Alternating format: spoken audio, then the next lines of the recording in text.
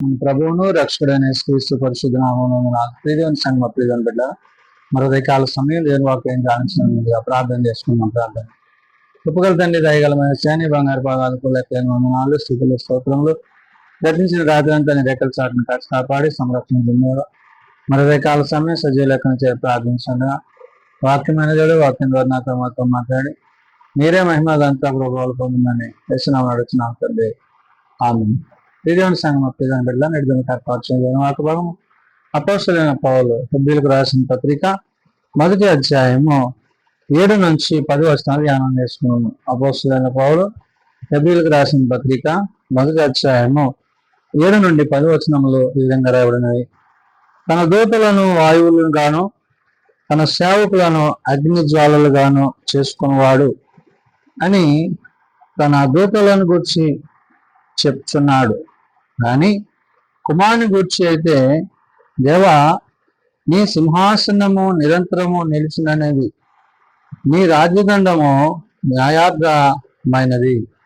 ప్రియదేవుని సంగమా, ప్రియదేవుని బిడ్డలారా, పౌలు హెబ్రీ సంఘానికి పత్రిక రాస్తూ నీతిని గూర్చి ప్రేమించి దుర్నీతిని ద్వేషించి నా దేవుని కుమారుడైన ప్రభువుని గూర్చి తెలియజేస్తున్నాడు.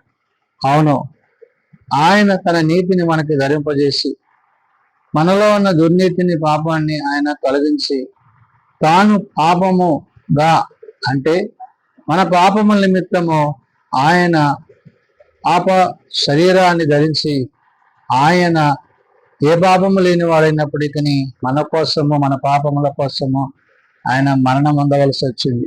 కాబట్టి ఇక్కడ పౌలు చెప్తున్న మాట, తన దూతలను వాయువులుగాను తన సేవకులను అగ్నిజ్వాలలుగాను చూసుకున్నవాడు అని తన దూతలను గూర్చి చెప్తున్నాడు. కానీ కుమారుని గూర్చి అయితే అంటున్నాడు. అంటే ఏంటి?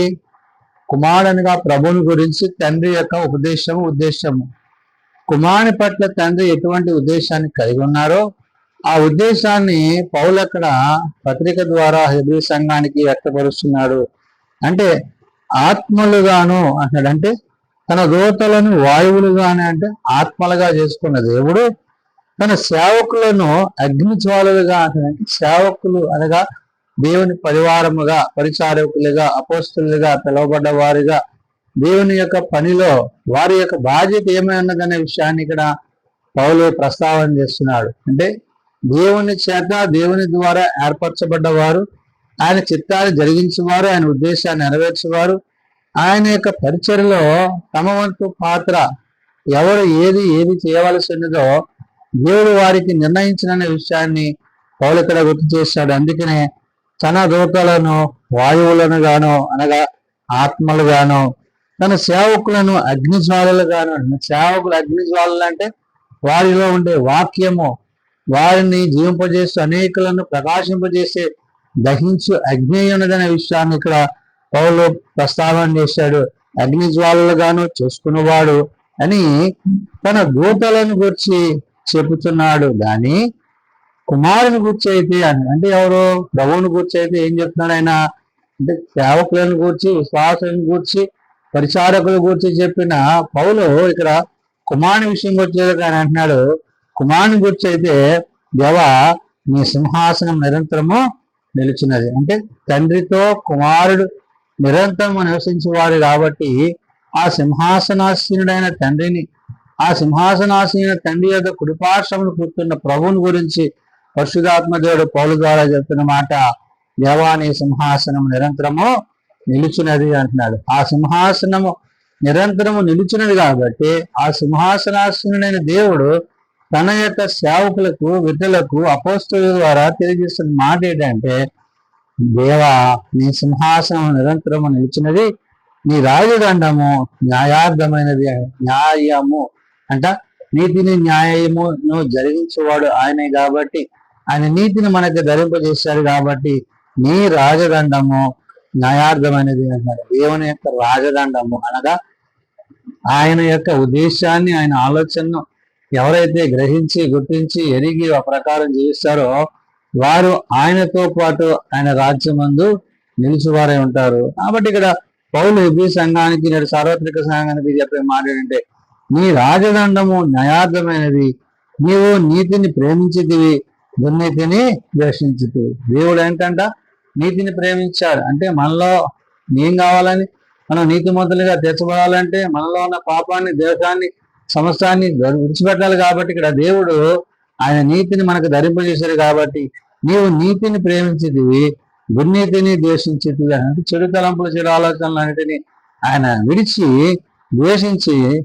కాబట్టి అందుచేత దేవుడు నీ తోడి వారి కంటే నిన్ను హెచ్చించినట్టుగా ఆనంద తైలములో అభిషేకించిన. అంటే దేవుని యొక్క ఆశీర్వాదాలు, దీవెనలు ఆయన తన కుమారుని యొక్క మరి పరిచర్య నిమిత్తం ఆయన పంపబోతున్న విధానం ఏదైతుందో దాని నుంచి పౌలు ప్రస్తావన చేశాడు. అంటే ఏ మరణమైతే మానవుల మీద ఏర్పడి చేస్తున్నదో ఆ మరణాన్ని తీసివేయడానికి తండ్రి దేవుడు తన కుమారుని పంపించి ఆయన ద్వారా అందుకున్నాడు. అందుచేత దేవుడు నీ తోడి వారి కంటే నిన్ను హెచ్చించినట్లుగా ఆనంద తైలములో అభిషేకించను అని హెచ్చించువాడు. అవును, ఆయన యొద్దకు వచ్చి వారిని ఎంత మాత్రం త్రోసివేయక ఆయన ప్రేమించి ఆయన తన కృపను వారికి విస్తరింపచేయను. కాబట్టి ఇక్కడ ఏదైతే దేవుడు చేయబోతున్నాడో ఆ చేయబోతున్న పనిలో తన యొక్క పాత్ర అనగా పౌలు తను ఏమైతున్నాడో,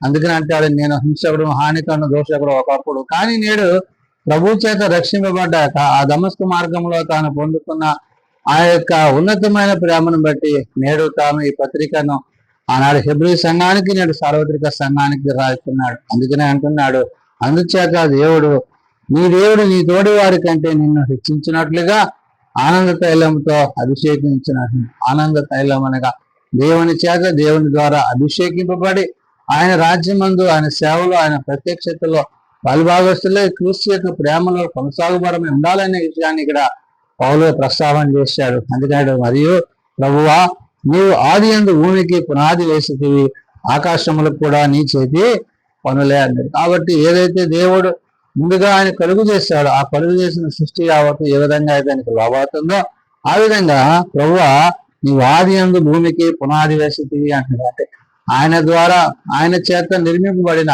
ఈ సమస్తాన్ని బట్టి దేవుని యొక్క మాట యందు మనం నిల్చున్నప్పుడు ఆనాడు పౌలు హెబ్రీ సంఘానికి ఏ విధంగా అయితే పత్రిక రాసి వారిని విశ్వాసంలో నడిపించాడు, అదే పత్రిక అనేక రక్షణలను నడిపించటకు సార్వత్రిక సంఘానికి దేవుడు తెలియజేసే మాట ఏంటంటే ప్రభువా నీవు ఆది యందు భూమికి పునాది వేసితివి, ఆకాశములు కూడా నీ చేతి పనులే. కాబట్టి దేవుడు తన హస్తాల చేత నిర్మింపజేసిన ఈ సమస్త సృష్టిని బట్టి ఆయన ఎంతో ఉన్నతమైన ఆలోచన కలిగి ఉన్నారు. కాబట్టి నేడు నేను కూడా ఆయన మాటల చేత, ఆయన ఉద్దేశాల చేత మనం ఏమవుతున్నా అంటే భద్రపరచబడుతూ దినదినము క్రీస్తులో ముందుకు కొనసాగడానికి దేవుడు తన కృపను మనకి ఇచ్చారు. కాబట్టి ఈ కృపాకాలంలో మనం క్రీస్తు యొక్క ప్రేమను గుర్చి, క్రీస్తు యొక్క పరిచర్యను గుర్చి, ఆయన మనకు అనుగ్రహించిన ప్రతి విధమైన ఈవులను మరి తలబోసుకుంటూ ఆయన రాజ్యంలో ఏదైతే పౌలు ఇక్కడ నీతిని ప్రేమించి దుర్నీతిని ద్వేషించిన దేవుని కుమారుని క్రీస్తుని గురించి తెలియజేశారో ఆ క్రీస్తుని కలిగిన వారముగా, క్రీస్తుతో జీవించే వారముగా, క్రీస్తు యందు కొనసాగు వారమై ఉండాలని భక్తులైన పౌలు ఆనాడు హెబ్రీ సంఘానికి, నేడు సార్వత్రిక సంఘానికి తెలియజేసిన మాటలు ప్రార్థన చేసుకున్నాం. ప్రేమ నమ్మకం కలిగిన మా తండ్రి, కృప కలిగిన దేవ, నిజమైన ఆయన నీ నీతిని, నీ రాజ్యాన్ని మొదటివారిగా మీ అందరూ మేము విశ్వాసంలో కొనసాగేవారిగా ఉండకు సహాయం తెచ్చండి. ఏది ఉత్తమమో, ఏది ఉన్నతమో, ఏది మీ చిత్తమైనదో ప్రభావ మీరే తెలియజేస్తూ మీ చిత్తాన్ని జరిగిస్తూ మహిమ పొందమని అడుగుతున్నాం. ఉదయకాల సమయం నీ పాదాలు చేరి ప్రార్థించుండగా నాయన మా ప్రార్థన ఆలోచించమని అడుగుతున్నాం. బలహీనలను బలపరచుకోవడం, రోగులను స్వస్థపరచుకోవడం, ఆయా హాస్పిటల్స్ వద్ద ఎన్నో లేవనెత్తి ఇంటికి చేర్చి మీరే మహిమ పొందమని అడుగుతున్నా. దేవొకరు నివసించక అందరూ మానవస కలిగి పాపక్షం అవ్వడం కలిగి నేను నీ రాజ్యంలో తిరగడం కట్టుకోవడం ఇచ్చేవాడు అడుగుతున్నాం. ఉదయకాల సమయం ఈ సన్నిధిలో చేసిన మా ప్రార్థనలు మీరు అంగీకరింపజేసుకొని మీరు ఆకలికి తగిన సిద్ధపాటు అందరు కదా ఇచ్చామని మహిమ కనుక ప్రభావాలు మీరే పొందుకున్నామని ఏ సున్నతనామన్న ప్రార్థించి వేడుకొచ్చున్నాం తండ్రి. ఆమెన్. పరలోక మందున మా తండ్రి నీ నామం పరిశుద్ధపరచుగా, మీ రాజ్యం వచ్చేదాకా మీ చిత్తం పరలోక ముందు నెరవేర్చినట్టు భూమి మీద నెరవేరుగా మానదనాలు మాకు దయచేయండి. మా అపరాధం చేసిన వాడిని క్షమించిన ప్రకారం మా అపరాధం క్షమించము, శోధన దేకాలు దృష్టిని తప్పించము. రాజ్యము, శక్తి, మహిమ నిరంతరం నీవే తండ్రి. ఆమెన్. మా పరమతండ్రి దేవుని ప్రేమ, ప్రభువైన క్రీస్తు కృప, ఆదరణకర్తైన పరిశుద్ధాత్మ సహాయం సదాతో సంరక్షించిన ఆమేన్.